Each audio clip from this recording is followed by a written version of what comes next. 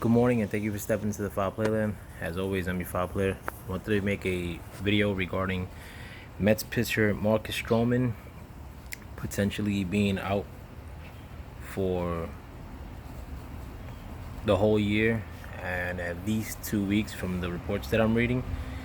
Stroman took a line drive off of his calf on Wednesday, apparently, in a simulated game.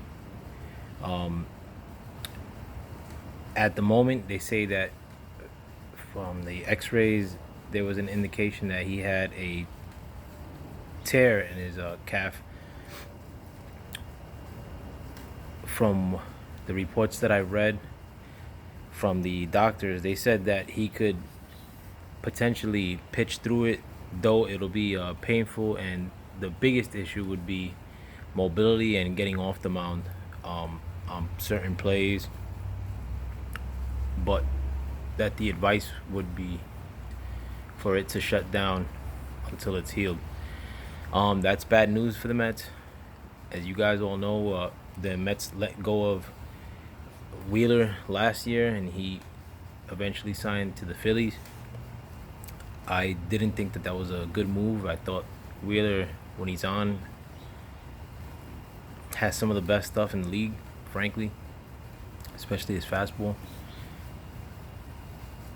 We acquired Marcus Stroman in the beginning or the end of the trade deadline last year, and we gave up a package headed by a young starting pitcher by the name of Anthony Kay. I was never high on Anthony Kay, but I think that he'll break camp with the Toronto Blue Jays at the beginning of this year, becoming their fourth or fifth starter at the very least. I wasn't opposed to the Marcus Stroman trade one iota. I actually like Marcus Stroman. I didn't think that we started pitching depth, but in hindsight, it seems as if the Wilpons acquired Marcus Stroman to soften the blow of an eventual Wheeler departure, which kind of sucks because they kind of played it cheap rather than adding to what was already a strength. They only added to what was already a strength last year, but they signed Stroman. They acquired Stroman so that they didn't have as much pressure to re-sign Wheeler. And in doing so, we sort of weakened our farm system, which wasn't much to begin with anyway. Stroman went 3-2 for us last year. He had a little bit above a mid-threes ERA pitching for the Mets. And right now he's our second best starting pitcher. So that leaves us with Steven Matz potentially being our number two, followed by either Waka or I forgot who the other guy we signed that pitched in Boston. Oh, Porcello. Porcello would be our number three, followed by Waka, leaving us to have to promote either David Peterson, our young left-handed prospect, who I don't think is ready yet, hasn't pitched above the AA level.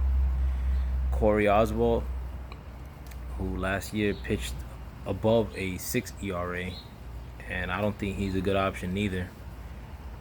We had another option who could have been plugged in, but he too is out for the year. So you're gonna see either Oswalt, David Peterson, the prospect, or if we acquire somebody. But I wouldn't even advise. I would advise against that because our farm is barren right now. They're gonna have to give up maybe Brett Beatty, to try to plug a hole, But it stinks. There was a lot of good pitchers that were out in the free agent market this year that you wouldn't have to have broken the bank for. Bumgarner comes to mind, but it's what it is with the Mets run by the Wilpons.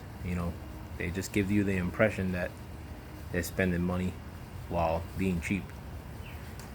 But this puts the Mets in a bad position, and in true Metsian fashion, it happens right as the season starts. Right before the season starts, actually. So let me know what you guys think. I mean, I'm kind of heartbroken by this one. I actually like Stroman too.